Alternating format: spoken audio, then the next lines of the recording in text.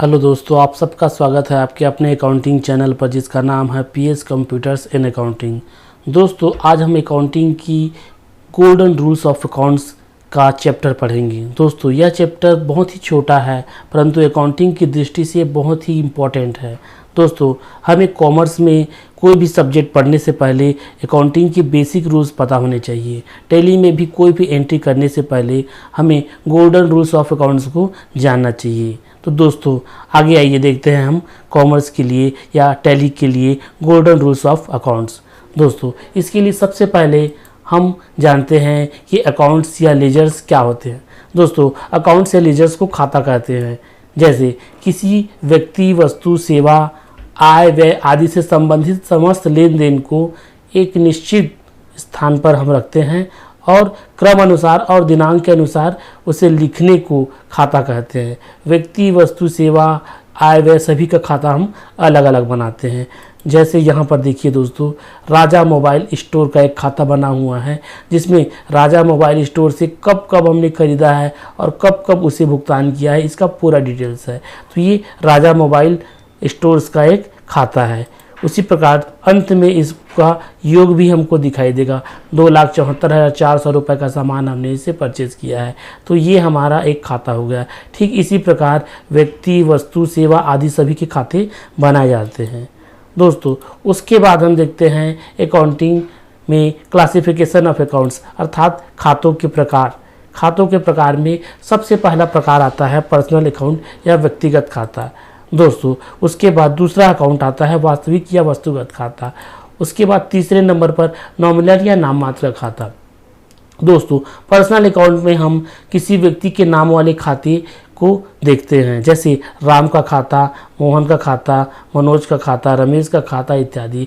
उसी प्रकार real account में हम वस्तुओं के खाते यहाँ पर देखते हैं, जैसे कंप्यूटर एक वस्तु है, बिल्डिंग, फर्नीचर, एसी इत्यादि। उसी प्रकार नॉमिनल अकाउंट में हम salary, commission, office rent, interest इत्यादि खाते देखते हैं। ये सारे खाते हमारे लिए इनकम होते हैं या एक्सपेंस होते हैं।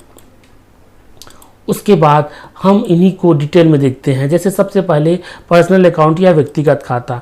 दोस्तों, personal account natural person, artificial person और रिप्रेजेंटेटिव पर्सन से रिलेटेड होता है। जैसे यहाँ पर देखिए राम का खाता, राम एक आदमी है और इसीलिए उसका खाता एक नेचुरल पर्सनल अकाउंट में आता है। दोस्तों, राम एंड कंपनी का खाता, राम की कंपनी कोई व्यक्ति नहीं है लेकिन राम की कंपनी राम से रिलेटेड है अर्थात इसे आर्टिफिशियल पर्सनल अकाउंट माना जाएगा और यह आर्टिफिशियल पर्सनल अकाउंट में आता है। ठीक उसी प्रकार जैसे हम आउटस्टैंडिंग सैलरी लिखते हैं, आउटस्टैंडिंग सैलरी का अर्थ होता है सैलरी बकाया है अर्थात सैलरी देना है। तो जिसे भी सैलरी देना है उसके नाम को भी यहाँ पर हमें लिखना होगा, इसीलिए outstanding salary account representative personal account के अंतर्गत आता है।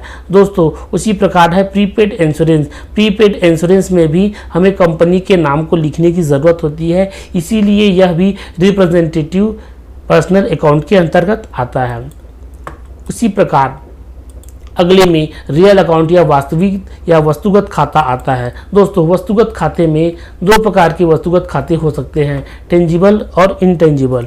टेंजिबल में वह खाते आते हैं जिसे हम देख सकते हैं और छू सकते हैं, जैसे ज़मीन, बिल्डिंग, फर्नीचर, कंप्यूटर आदि। उसी प्रकार इनटेंजिबल में गुडविल, कॉपीराइट, पेटेंट और ट्रेडमार्क के खाते आते हैं। इसे हम देख नहीं सकते, केवल महसूस कर सकते हैं, ये वही खाते होते हैं। अगला प्रकार है नॉमिनल अकाउंट या नाम मात्र के खाते का। दोस्तों, इसमें हमारे सभी प्रकार के खर्चे और इनकम के खाते नॉमिनल अकाउंट में आते हैं, जैसे सैलरी, कमीशन, ऑफिस रेंट और इंटरेस्ट आदि। दोस्तों, अब हम देखते हैं गोल्डन रूल्स ऑफ अकाउंट। इसमें सबसे पहले हम पर्सनल अकाउंट के लिए नियम देखते हैं। पर्सनल अकाउंट का नियम है पाने वाले को डेबिट करे और देने वाले को क्रेडिट करे। इसी को हम इस प्रकार सरल भाषा में समझ सकते हैं, debit the receiver and credit the giver, अर्थात जो व्यक्ति पाता है उसे डेबिट करे और जो व्यक्ति देता है उसे क्रेडिट करे। जैसे उदाहरण के अनुसार हमने राम कुमार को 500 रुपये का भुगतान किया, तो तो राम कुमार पाने वाला व्यक्ति हुआ, इसीलिए हम राम कुमार के खाते को यहाँ पर डेबिट करेंगे। और मोहन से 500 रुपये हमें प्राप्त हुए, तो मोहन यहाँ पर देने वाला व्यक्ति हुआ, इसीलिए यहाँ पर मोहन के खाते को हम क्रेडिट करेंगे। अगला गोल्डन रूल रियल अकाउंट से संबंधित है। रियल अकाउंट या वास्तविक या वस्तुगत खाता। दोस्तों, वस्तु के लिए नियम होता है आने वाली वस्तु को डेबिट करें और जाने वाली वस्तु को क्रेडिट करें। इसी को सरल भाषा में हम समझ सकते हैं, debit what comes in and credit what goes out. जो आया उसे डेबिट करें और जो गया उसे क्रेडिट करें। जैसे हमने एक कंप्यूटर खरीदा तो कंप्यूटर हमारे पास आने वाली वस्तु हो जाएगी, इसीलिए कंप्यूटर के खाते को हम डेबिट करते हैं। और हमने एक टेली की बुक बेची तो टेली की बुक हमारे लिए जाने वाली वस्तु होगी, इसलिए टेली की बुक को हम क्रेडिट करेंगे। गोल्डन रूल्स का तीसरा और अंतिम नियम है नॉमिनल अकाउंट का, अर्थात नाम मात्र खातों का। दोस्तों, यहाँ पर हम खर्चे एवं हानि के अकाउंट को डेबिट करेंगे और लाभ और आय के अकाउंट को क्रेडिट करेंगे।